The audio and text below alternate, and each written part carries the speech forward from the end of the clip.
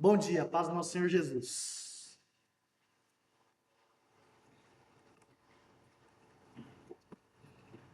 Queria conversar com vocês hoje sobre uma coisa muito importante.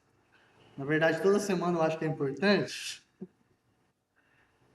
Mas antes da gente começar, eu queria perguntar: quem é que lembra do que a gente está falando semanalmente?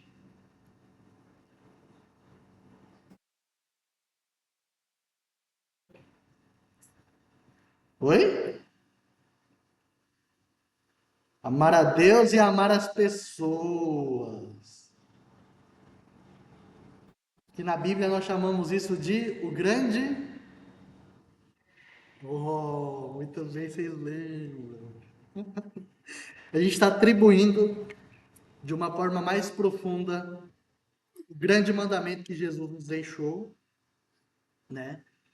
Nós temos essas dois pilares, vamos dizer assim, que eu poderia ilustrar, que sustenta a vida da igreja, que é o grande mandamento, um pilar, e o outro pilar é a grande comissão, né? De irmos e fazer discípulos. Então, basicamente, a igreja de Cristo, ela foi fundada, ela foi instituída para amar a Deus e as pessoas e para fazer discípulos.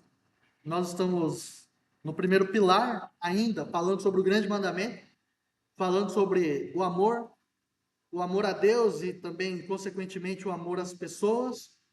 E nós temos, assim, destrinchado bastante acerca do amor. Muitos têm me dado alguns feedbacks, alguns retornos de como tem sido difícil, né? E hoje eu gostaria de atribuir algumas coisas para poder facilitar um pouco a nossa prática. Não o entendimento, mas a prática.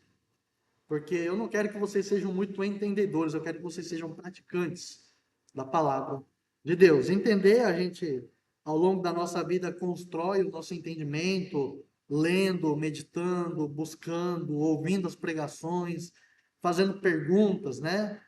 Então, o pouco que a gente já sabe, a gente tem que se esforçar em praticar. Tiago vai dizer que é mais importante você ser um praticante do que ser só um ouvinte da palavra de Deus, porque o que você ouve deve produzir algo em você.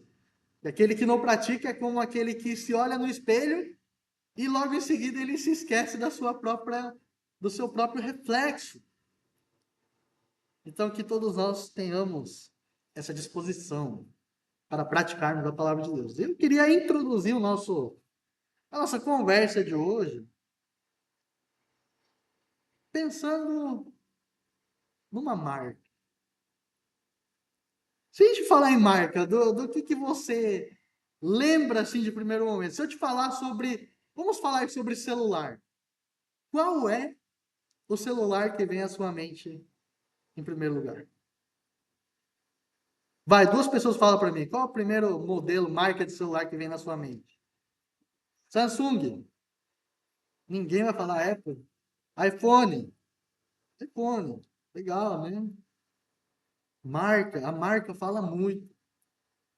Ou, por exemplo, se a gente fosse falar a marca de alguma outra coisa, eu não vou ficar estendendo não, porque senão vai ficar muito cansativo, mas por que que a gente lembra das coisas? A gente chegou num ponto que, por exemplo, os jovens de hoje em dia, eles não falam, eu vou comprar um celular novo, eu vou trocar meu smartphone, falam, eu vou comprar um iPhone, eu vou comprar o meu Samsung. Você não vai comprar a Samsung, você vai comprar um celular da Samsung. E é interessante pensar nesse aspecto da marca, porque a marca grava aquilo que ela quer passar para as pessoas. Por exemplo, se a gente falar de Natal, festa de fim de ano, na maioria dos brasileiros, dos paraguaios, eu não vou saber dizer, mas dos brasileiros, eles remetem à Coca-Cola.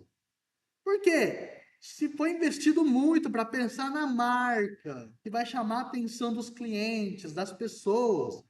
Inclusive, a todo momento existe um comercial de televisão que a Coca-Cola produziu. E o Natal foi muito forte, porque tem a figura do Papai Noel na casa tomando Coca-Cola. A maioria prefere Coca-Cola do que a Pepsi. Eu não sei se tem uma diferença assim, tipo, é Coca-Cola e Coca-Cola, né? Não saberia dizer, mas nos momentos de mais extrema pobreza assim que eu já vivi, eu tomava aquelas refrigerantes daqui mesmo, né? Que é local, aquele o Nicocola, né? Que é um xarope assim com gosto de Coca-Cola, eu tomava, é refrigerante de cola. Mas a gente se prende no quê? Na marca. Falar, vai comprar um tênis. A gente imagina Nike, né? Padrão. Por que eu tô falando isso? Qual é a nossa marca?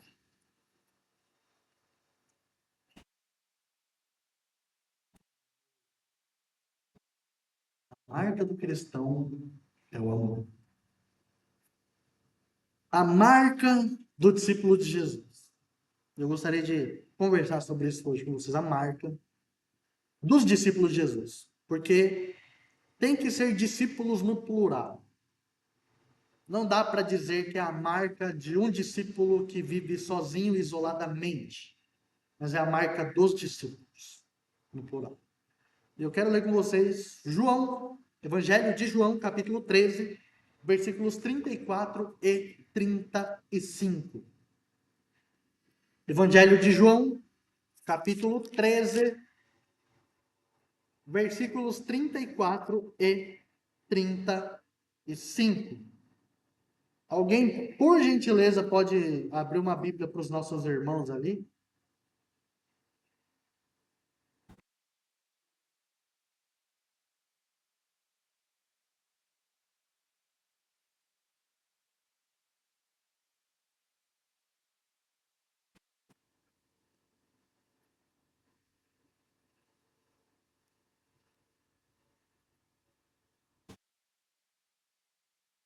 Evangelho de João, capítulo 13, versículos 34 e 35.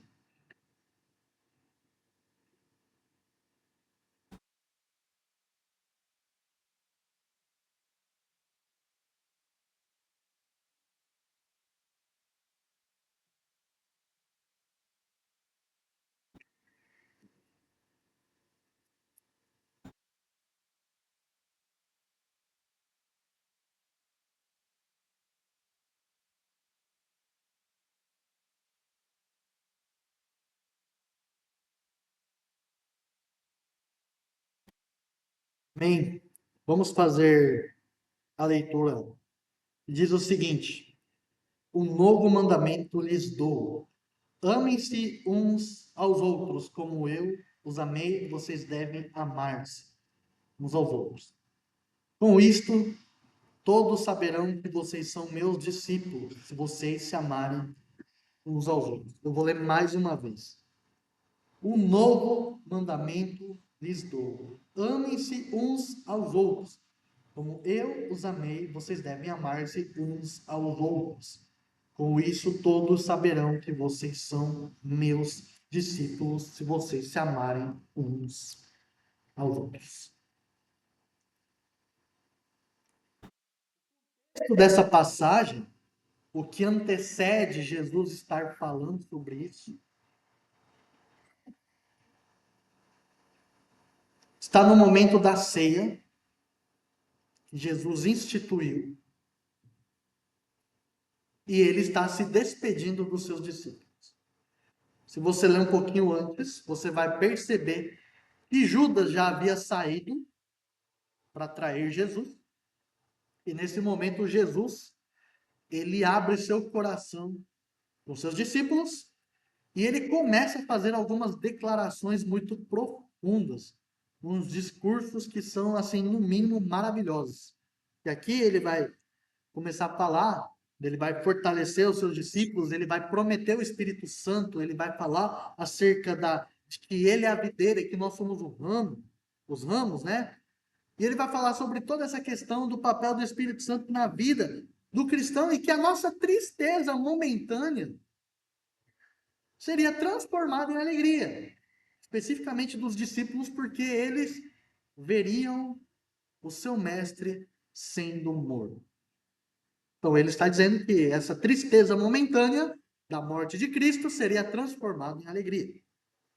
Esse é o ponto. Jesus está numa despedida. Jesus está falando com os seus discípulos. Jesus está encorajando eles no momento de dificuldade. Todo mundo aqui já fez alguma despedida. Você já se despediu de alguém. De repente, seu familiar, quando você deixou a sua terra, de repente de um amigo muito querido que você conviveu na escola e aí você teve que mudar ou ele foi embora para outro lugar. De repente você já se despediu de algum familiar que veio a óbito, que veio a falecer. Uma despedida. De repente você já se despediu do seu ex-namorado, sua ex-namorada. Foi desnecessário, mas eu precisava falar. Mas são despedidas. Despedidas são difíceis. E nesse momento Jesus está amolecendo o coração dos seus discípulos e falando acerca de não de um assunto, mas do assunto que vai permear a vida da igreja. Ele falou: um novo mandamento vos dou: amem-se uns aos outros. Sabemos que o amor é a marca dos discípulos de Jesus, e o primeiro ponto que eu gostaria de destacar desse amor é o amor como mandamento. Um novo mandamento vos dou: amai-vos uns aos outros como eu vos amei. Jesus fala como um novo mandamento. E esse ponto é interessante. Mais uma vez eu vou falar aqui, eu já falei no passado, vou falar de novo. O amor não deveria ser uma coisa que acontece. Tem como você obrigar uma pessoa a te amar? Tem como você mandar uma pessoa amar você? Tipo, ai, John, me ame. Vou dar uma força aqui, ó, pra você me amar. Olha, até fez o coração, deu certo aí. Quem já assistiu o filme O Todo-Poderoso?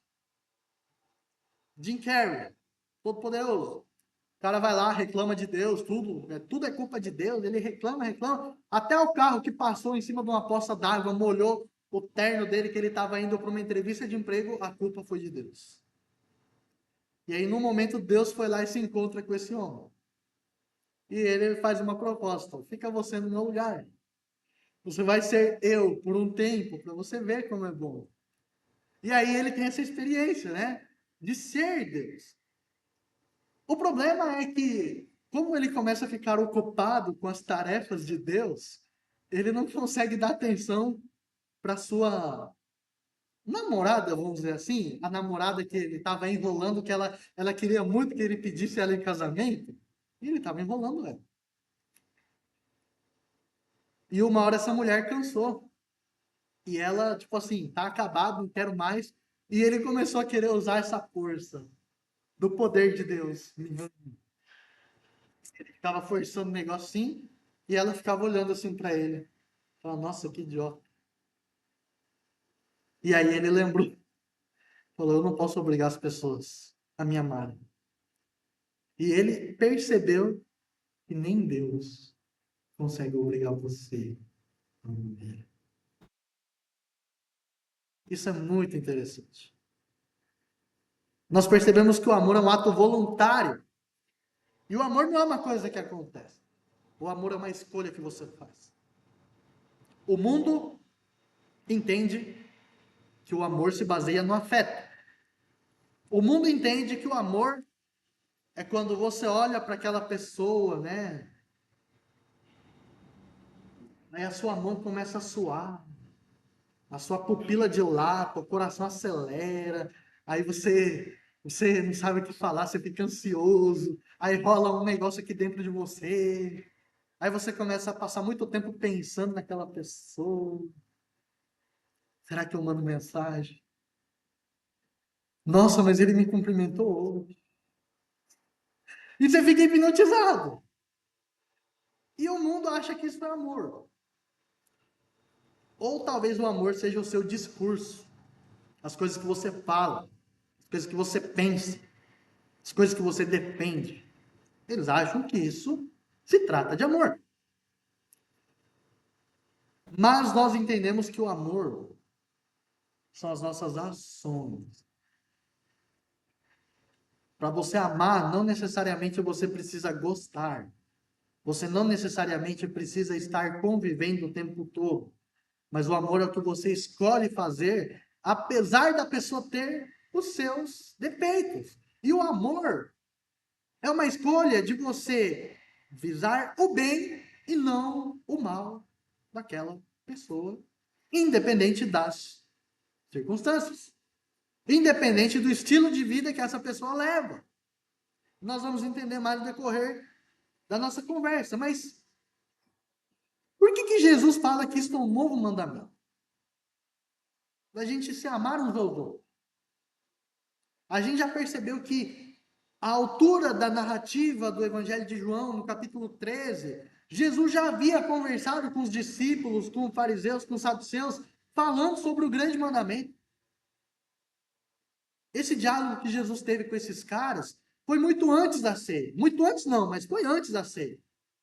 Então Jesus já havia expressado o mandamento de amor.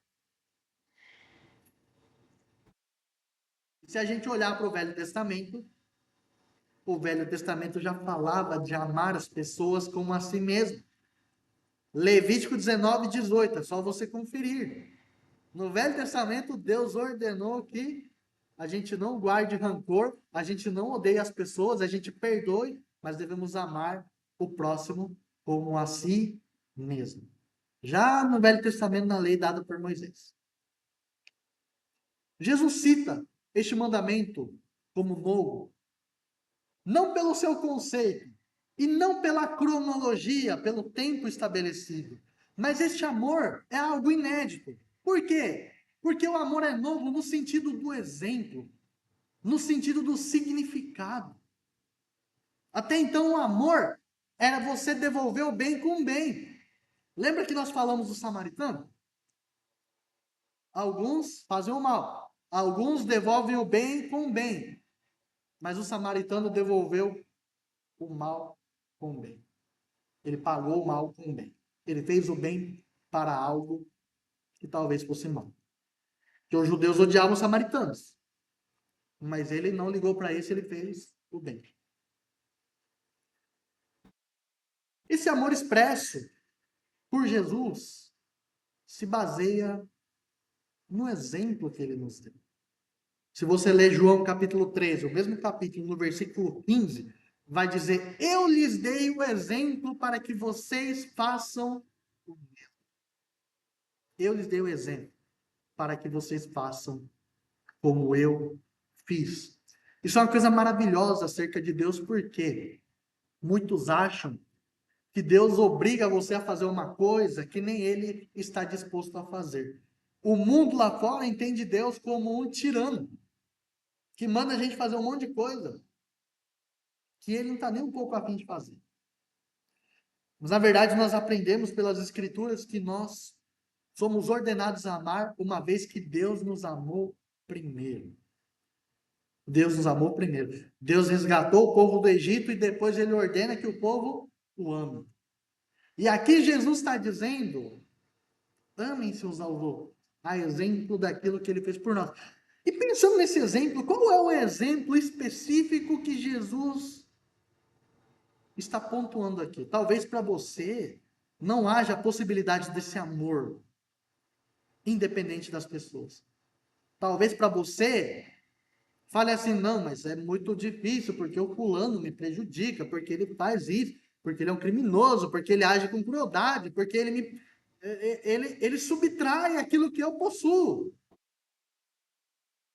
Mas qual que é o exemplo que Jesus deixou para ele falar: amem-se uns aos outros? Se você ler o capítulo 13 de João, dos versículos 1 até o 12, mais ou menos por ali, ou até o 15, talvez, o que Jesus faz?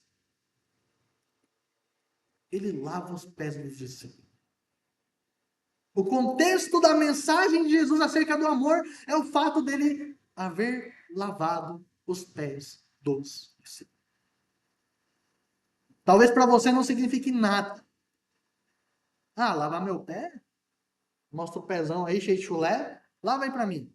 Que diferença vai fazer na sua vida? Nenhuma. Mas nos tempos de Jesus,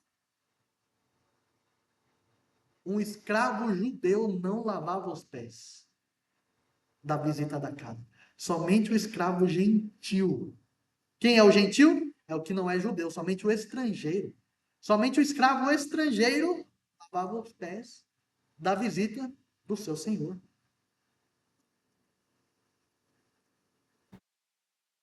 Em alguns casos, o anfitrião da casa, ele poderia lavar os pés do seu visitante se eles fossem muito próximos.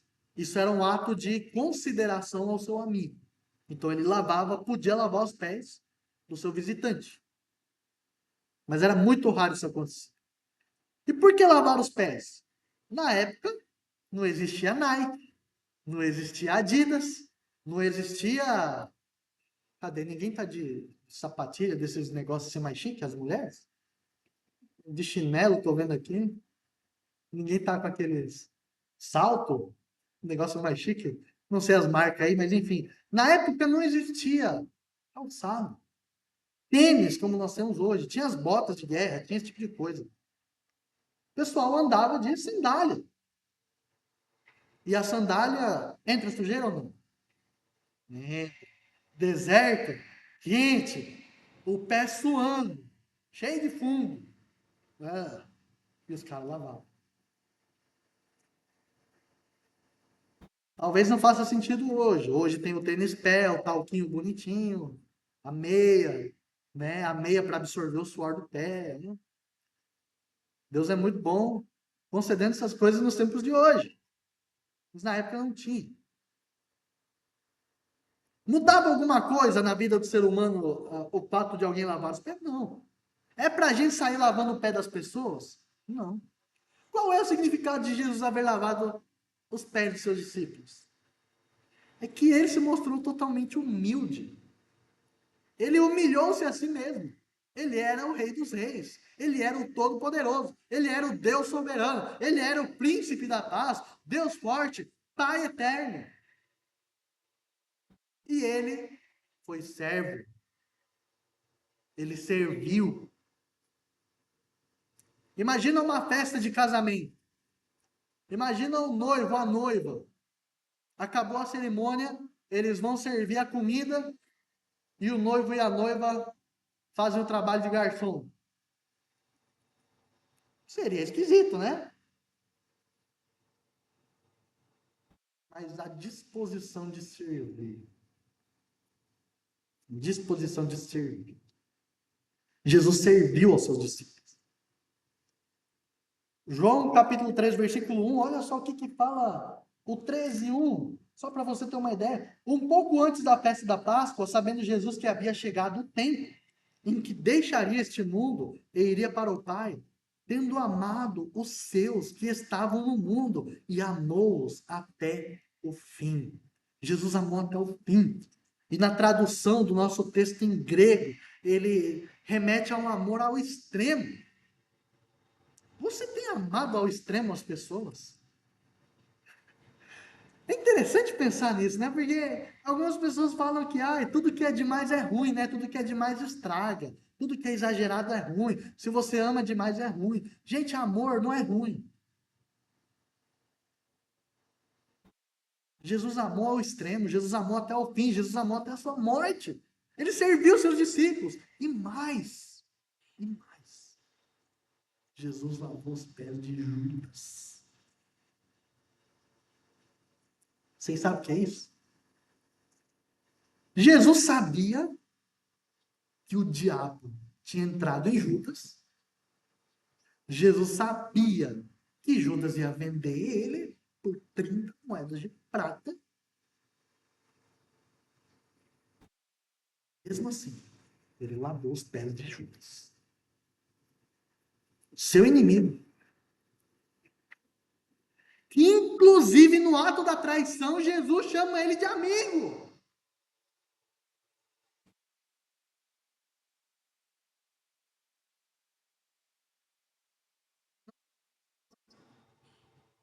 Pedro. Jesus avisou a Pedro que ele ia negá-lo 3 vezes antes que o galo cante. E mesmo assim, ele lavou os pés de Pedro. Ele lavou os pés dos outros discípulos que ele sabia queriam fugir. Jesus nunca agiu por interesse. O serviço de Jesus, com essa humildade, ele nunca esperou nada em troca. Mas ele ordenou: amem-se uns aos outros. Amem-se uns aos outros. Pois esta é a marca de vocês. De uma forma incondicional, Jesus amou, lavando os pés dos traidores, dos que iriam negar, dos que iriam fugir. Você tem coragem de amar dessa forma? Bom, na verdade, a gente não tem muita escolha, porque é um mandamento. E esse é o primeiro ponto dessa marca do amor como um mandamento. Segundo ponto que eu gostaria de destacar é o amor como uma identidade. Versículo 34, na segunda parte, 34b, que fala assim, ó: como eu os amei, vocês devem amar-se uns aos outros. E aqui eu posso continuar um pouco referente à primeira sessão, acerca do exemplo que Jesus deixou. Por quê? Percebemos que o mundo entende que o amor é algo subjetivo. O amor é algo que você sente, o amor é baseado com as coisas que você defende, com seus pensamentos, com a sua visão de vida. Então, baseado nos seus conceitos, você escolhe amar. Você seleciona quem você vai amar. Isso é um amor subjetivo. O que é subjetivo? É uma coisa que é relativa, é de cada um. Ok? Ok. Como eu poderia ilustrar isso para vocês entenderem? É como uma comida. Pensa numa comida que você gosta muito. Nem todo mundo vai gostar da mesma coisa que você come. Mas a comida é a mesma. Mas a forma da expressão, a experiência é diferente. Por exemplo, eu gosto muito de arroz com ovo. Não é o meu top 1, não. Mas eu gosto muito de arroz com ovo, por quê? Quando eu era pequeno, a minha avó me ensinou a fazer arroz com ovo. Eu lembro da minha avó, eu lembro daquele arroz com ovo. E às vezes eu queria mostrar para os meus pais que eu era independente, que eu sabia fazer a minha janta. E eu fazia arroz com ovo. E eu comia, era a coisa mais gostosa do mundo. Mas talvez você não goste de ovo. Talvez para você seja ridículo pensar em comer arroz com ovo. Mas eu gosto muito. É algo subjetivo. Para mim é bom, para você talvez não. E o amor é tido dessa mesma forma por muitos de nós. É algo que é muito meu, muito particular, é muito subjetivo. Mas eu quero pensar na questão do amor como algo objetivo. O que é objetivo? É que é um padrão. E qual que é esse padrão? O que Jesus fala? Assim como eu vos amei, amem-se uns aos outros. Assim como eu vos amei, amem-se uns aos outros. Pensando da forma que Jesus nos amou, nós temos uma identidade dentro desse amor. Essa identidade, ela é fundamentada na pessoa de Jesus. O amor deixou de ser um sentimento, uma experiência, uma emoção. E o amor foi personificado no Filho de Deus. O amor foi dado como um exemplo na pessoa de Jesus. A gente já falou que Jesus amou de uma forma incondicional.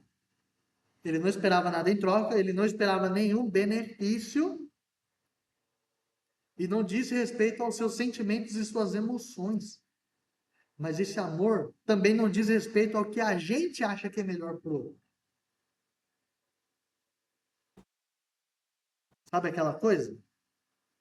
Se você fosse servir um prato de comida para alguém, o que você ia escolher? Ah, eu vou escolher o que eu acho que é melhor para a pessoa. E às vezes a gente quer demonstrar amor querendo colocar a gente na frente. Mas a forma que Jesus nos ama, ele esquece de si mesmo. A humildade de Jesus não é sobre ele ser pobre, não ter condições financeiras. A humildade de Jesus não era porque ele se achava inferior aos outros. Humildade não é se achar inferior aos outros. A humildade é você esquecer de você mesmo e você pensar pelo outro. Você sabe quem você é, mas você pensa primeiro pelo outro e você não segue os seus próprios interesses. Essa é a verdadeira humildade, que é pregada por Cristo em Mateus 5, no Sermão do Monte. Bem-aventurados ou felizes são aqueles que são pobres de espírito. Felizes os humildes de coração, pois eles herdarão o reino de Deus.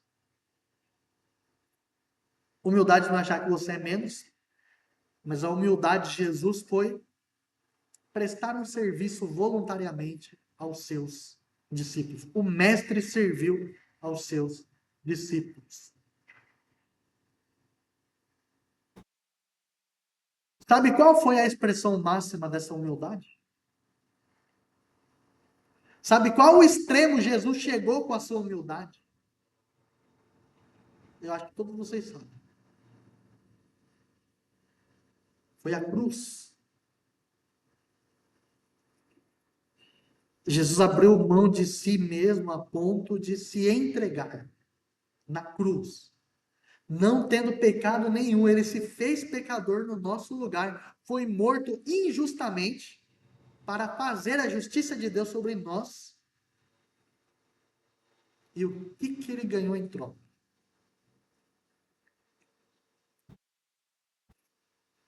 Ah, ele me ganhou como discípulo. Jesus não ganhou nada em troca. Embora a palavra de Deus fale, né? Que os santos, que o povo de Deus é a herança de Cristo. Porque o reino de Cristo não é sobre um lugar. O reino de Deus não é sobre o espaço físico. O reino de Deus é sobre as pessoas que são salvas. Não que a gente seja importante nesse ponto, mas é sobre o rei que reina no coração dessas pessoas. E a expressão máxima desse amor foi morte. A bacia e a toalha foi só uma introdução acerca da disposição desse amor que Jesus tinha. E a identidade dele é manifesta através de seu sacrifício. Louvado seja o nosso Senhor. Mas temos um problema nisso tudo. Jesus manda a gente amar como ele nos amou. O que isso significa para nós? Eu vou ter que ser crucificado no lugar de alguém? Não. É porque se você morrer, não vai causar efeito nenhum na vida de alguém. E outra, Jesus já pagou o preço. Jesus já pagou o preço pela nossa salvação, pela remissão dos nossos pecados. Ele já foi a propiciação dos nossos pecados, ele já nos livrou da ira de Deus. Então, por que devemos amar como Jesus amou? Na sua expressão máxima, que é o seu sacrifício. É sobre a nossa disposição de nos sacrificar em prol do nosso irmão para amar de uma forma altruísta. O que é amar de uma forma altruísta? É o oposto de egoísta. A gente ama com o nosso ego. A gente ama com os nossos preceitos. Mas amar como Cristo amou é amar de uma forma altruísta, pensando no próximo, pensando no outro, pensando no benefício do outro. Você tem essa disposição?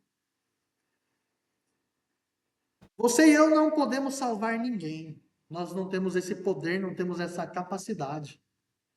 Mas é interessante que o nosso amor pelas pessoas pode salvá-las. O nosso amor pelas pessoas pode conduzir elas até o Salvador. Quem salva é uma pessoa. Quem salva é o Salvador. Quem salva é Jesus Cristo.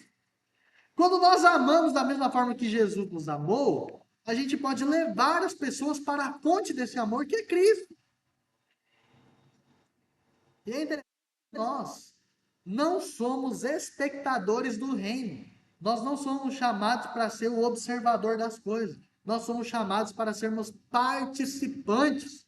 Não existe time de reserva na seleção do reino. Não existe. Todos nós somos chamados para amar como Cristo nos amou. Pelo simples fato de você se preocupar de uma forma genuína com as pessoas, sem pensar nos seus próprios interesses, mas com intencionalidade, com ação, nós podemos ser abençoados por Deus, abençoando as outras vidas. Nós podemos ser abençoados uma vez que nós abençoamos as outras vidas. Quem lembra do bom samaritano? O samaritano não pensou em receber nada em troca. Ele simplesmente usou de misericórdia. E ele ajudou uma pessoa necessitada. Jesus fez a mesma coisa. Ele ajudou a nós, necessitados. A gente não merecia esse amor. A gente não merecia esse perdão. A gente não merecia esse sacrifício. A gente não merecia salvação. A gente não merecia nada. Você sabe o que eu e você merecia? Quem é que sabe o que a gente merecia?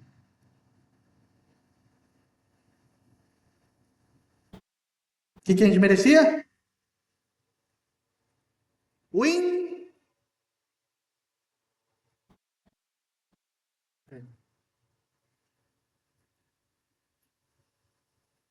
Eu já vi gente fazendo uma oração. Ai, Deus só me dá o que eu mereço.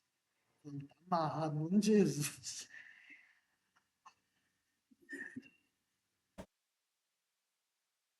Merece. É um amor imerecido. Por isso nós devemos amar aqueles que não merecem ser amados. Porque nós não merecíamos. E mesmo assim Jesus nos ama. Mesmo assim Jesus nos ama. E você, cada um de você que está aqui hoje, você foi salvo porque alguém te amou. Como Cristo amou ela, te convidou para vir na igreja, pregou o evangelho para você, te ensinou, orou por você, jejuou para você vir aqui. Você é fruto do amor de um discípulo de Jesus. E os outros que vierem aqui serão frutos do seu amor. Amém. Como Jesus amou.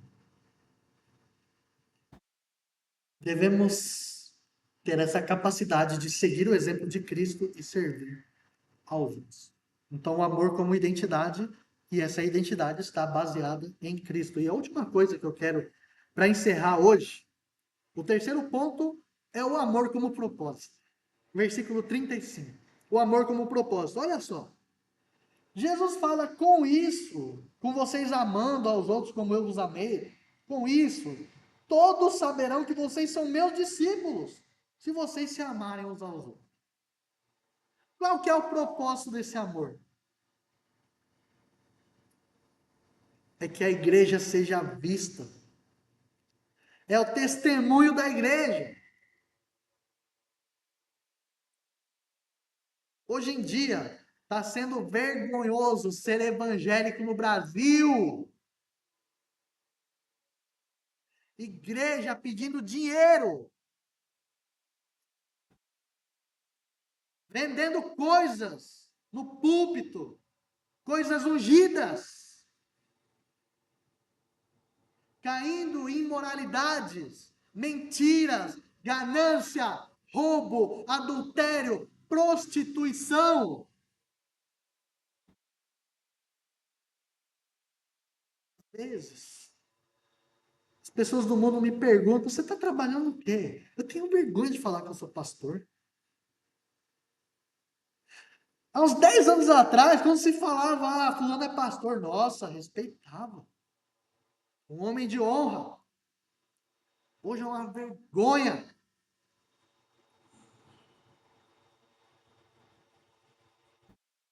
A igreja brasileira está doente. A igreja brasileira esqueceu da doutrina bíblica. A igreja brasileira esqueceu dos ensinamentos de Cristo, inventando coisa que não existe. Qual tem sido o testemunho da nossa igreja? É só essas presepadas do mundo gospel, heresia atrás de heresia. Sabe o que é pior? É que as pessoas acreditam. O pior é que as pessoas dão seu suado dinheiro para esses lobos, para esses devoradores, para esses mentirosos. Eu quero chorar. Porque se vende um evangelho que não é o evangelho. Em Gálatas, capítulo 3 ou 4 ou 2, sei lá, fala que aquele que prega um evangelho que não é o evangelho de Cristo deve ser amaldiçoado. E essas igrejas são assim, ó. Cheio, cheio. O que me assusta não são esses pastores salafrários, mentirosos, safados. Na verdade, que se dizem pastores, né? O que me assusta são as pessoas que os seguem. O que me assusta são as pessoas que compram essa ideia. O meu problema não é a existência dos falsos profetas, dos falsos mestres, dos falsos pastores. A minha preocupação é com os crentes dessa igreja, com as pessoas que buscam de uma certa forma, com uma certa sinceridade, e são enganadas. Minha alma dói. Mas ao mesmo tempo, uma vez eu li um comentário bíblico dizendo que o falso pastor, ele é o juízo de Deus sobre o falso crente. O falso profeta, o falso mestre, ele é a condenação de Deus para o falso cristão. Porque eles não vão atrás das palavras de vida eterna, eles vão atrás de coisas. Vão atrás de pessoas que não há Deus. Gente, eu não sou nada. Vocês não têm que vir atrás de mim, não. Vocês não têm que vir atrás se o meu penteado é legal, se a roupa que eu uso é bonita, se o meu discurso é eloquente. Não. Se a minha oração parece bonita, não. Vocês têm que seguir atrás de Jesus, que é o bom pastor. Eu sou tão ruim quanto vocês. E o amor tem se esfriado. O amor tem se esfriado. Amor este que Jesus disse, e todos saberão que nós fomos seus discípulos. Porque saberão que nós fomos seus discípulos. Pessoas do mundo, olhando para esta igreja metodista livre de Amambai, devem olhar para você, cumprimentando seu irmão, falar: nossa, como a Rosana cumprimenta de um jeito diferente, o que será que é? Nossa, olha como o Pablo demonstra amor, olha a Gilda, olha o Tadashi, olha o Tiago, olha o Joel. Essa igreja tem amor, eles se amam. Essa igreja tem palavra de Deus, tem discípulo de Jesus. Esse é o testemunho da igreja de Cristo. Não é dinheiro, não é construção, não é LED, não é fumaça, não é guitarra, música alta, não é decoração. É amor. Essa é a marca do crente, do cristão, do discípulo de Jesus. O que está acontecendo com a igreja? Se não tiver amor, as pessoas vão achar que a gente é qualquer coisa, menos discípulos de Jesus. Se olharem para a minha vida e ver ela toda torta, o Caio, mas ele é crente? Vocês imaginam vocês numa roda de conversa, sair por aí assim, ó, conversar com um amigo. Porque eu tô indo na igreja e lá é o pastor Caio. Viu? Caio era crente? Ele é pastor? Você tá doido? O que você tá fazendo nessa igreja? Que testemunho que a gente está dando? Que testemunho que eu estou dando? Que testemunho que você está dando? para esse mundo. Na igreja, infelizmente, nós temos vivido com essa filosofia do mundo, com esses pensamentos do mundo, de competição, de querer ser mais que o outro, de ficar criticando, de ser cheio de si, de ser egoísta, de conquistar só o meu, e não importa os outros. Não importa os outros. O mundo já faz isso. Se a igreja não é diferente do mundo, para que existe igreja? Você vai lá no tênis clube.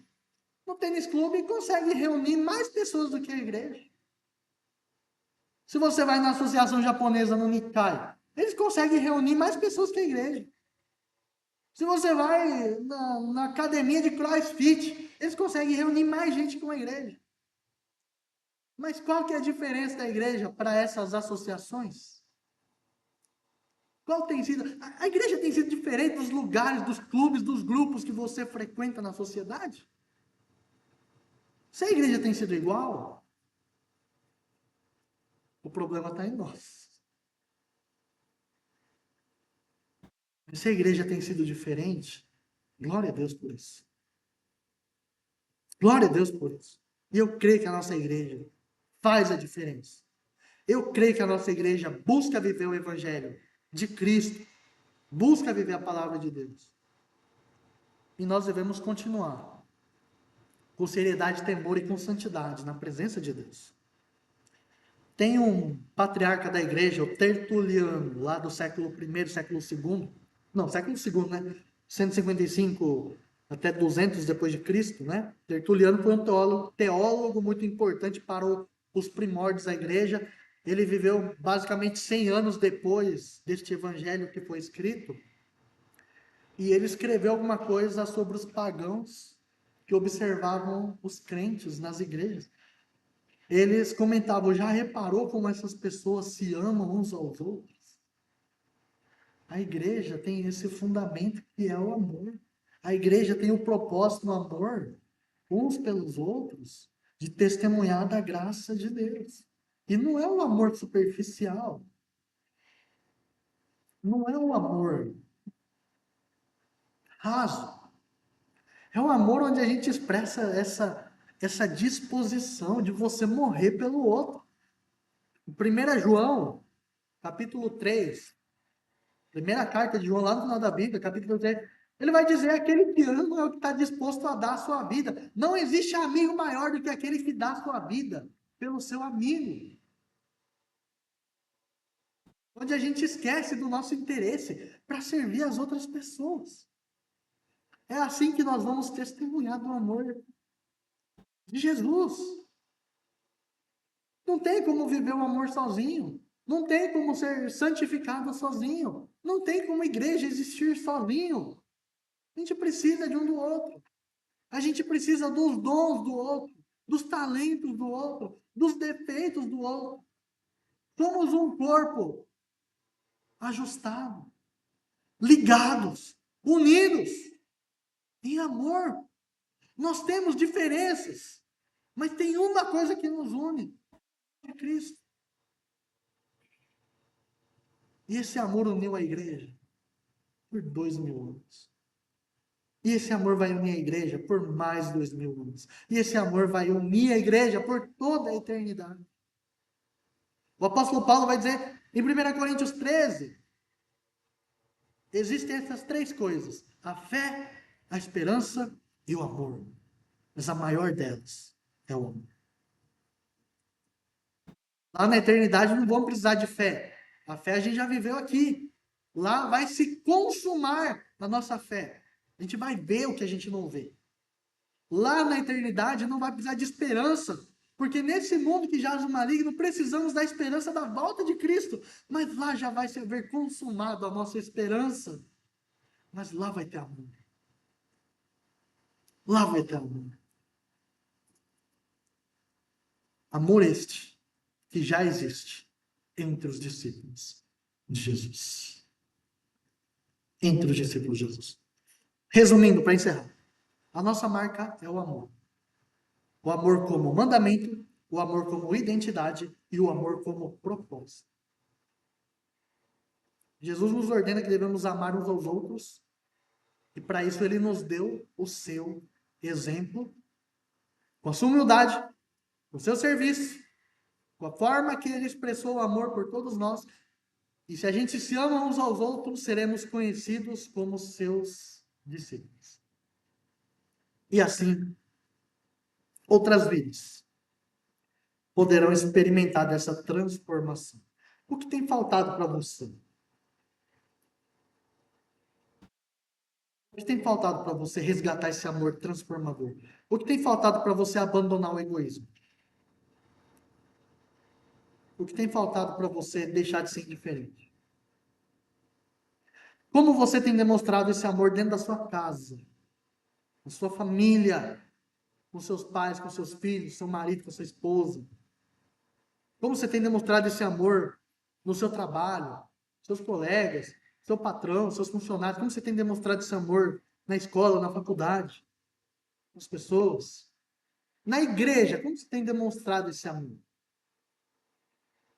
E, gente, não precisa ser coisa grande, tá? A gente falou de coisas muito grandes aqui, mas esse amor grande nos impulsiona a fazer coisas pequenas. Quando foi a última vez que você visitou um irmão seu aqui da igreja? Alô, e o cara, como que você tá? Você conseguiu resolver aqueles seus BO lá, aqueles seus problemas? Ô, John, e aí, o restaurante tá vendendo muito sushi ou não? Ah, vou aí fazer uma visita pra você então. Quando foi a última vez que você sentou para olhar nos olhos? Seu irmão, assim, ó, japonês não há muito olho, né?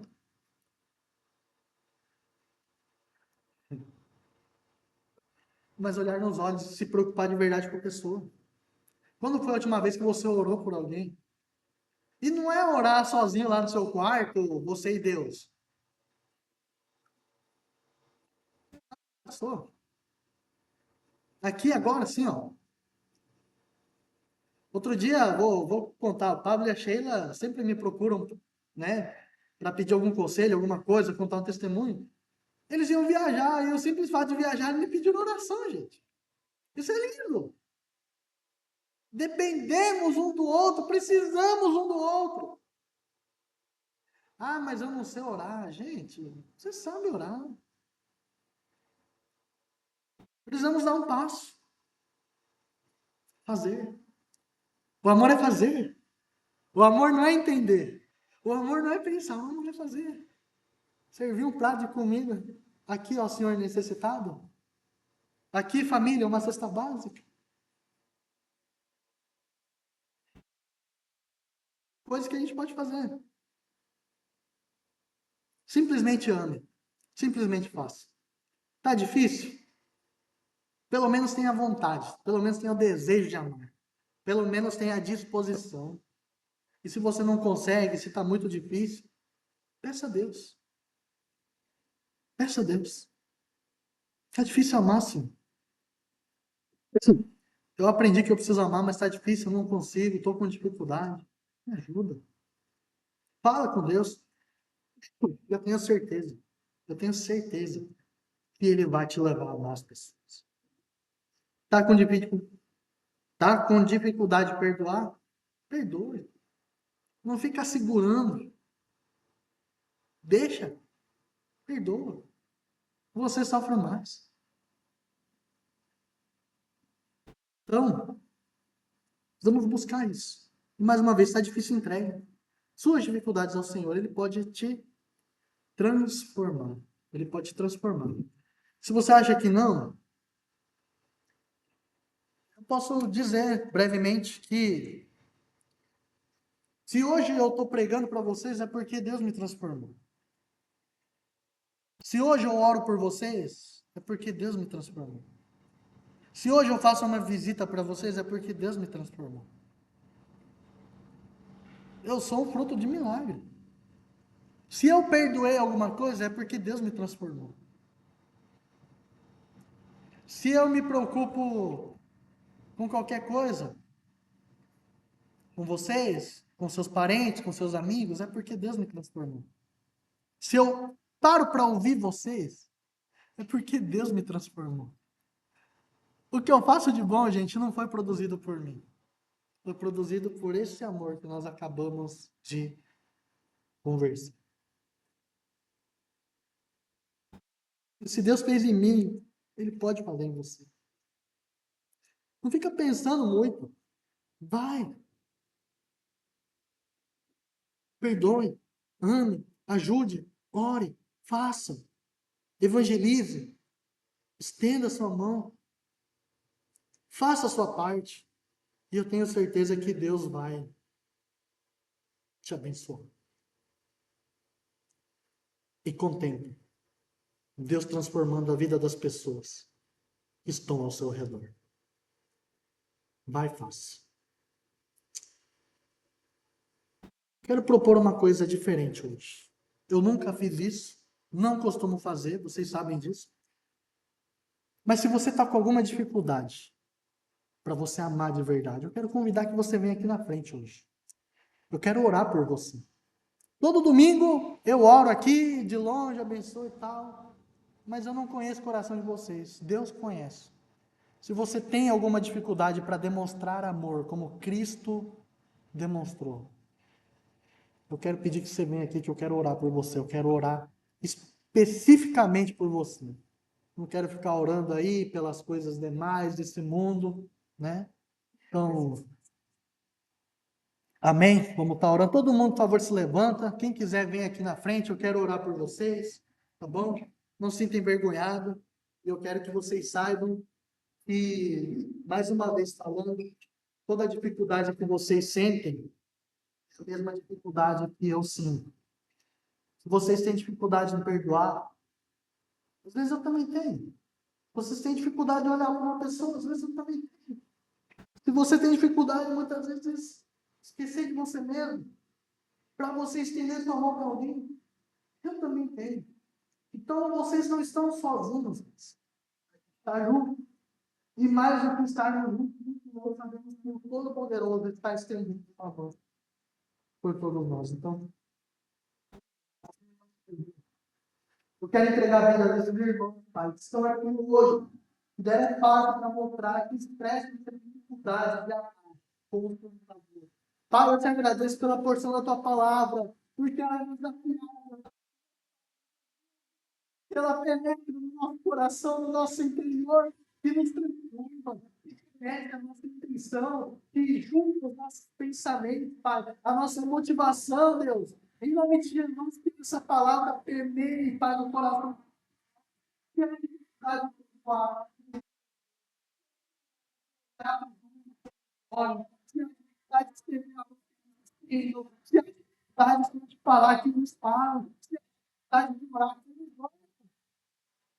Sempre perde a tua igreja para que possamos viver de uma forma que agrada o teu coração. Nos perdoe, Pai, nos desperte, porque temos dormido, Senhor.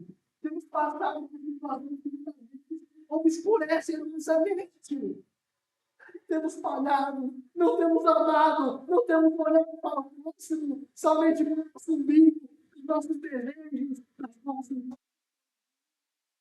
nossa ambição egoísta. Que Deus nos quer uma paz que nos faça de novo. Faça de novo a de novo. Nos molde conforme a tua vontade. Que teu Espírito Santo nos deixa para que esse amor seja expresso por cada um de nós. E a tua palavra diz que se nós amarmos uns aos outros, todos conhecerão, todos saberão que nós somos teus discípulos. É que eu apresento cada um de nós. Porque eu tenho certeza que eles, não somente eles, os discípulos que estão presentes também, têm o desejo de ser discípulos verdadeiros, ser reconhecidos pelo Senhor como discípulos teus. E que em nome de Jesus a tua igreja seja aperfeiçoada, a tua igreja seja amadurecida para a honra e glória do teu nome. Nos ajude, nos conceda a graça e nos abençoe. Oramos e agradecemos em nome de Jesus. Amém. Depois eu vou abraçar vocês. Pode ficar aí mesmo, vamos dar a bênção aqui, a gente já encerra o culto. Que a graça do nosso Senhor Jesus Cristo, o grande amor do Pai, a comunhão e a consolação do Espírito seja com vocês hoje, para todo sempre. Amém e amém. Amém. Pode sentar.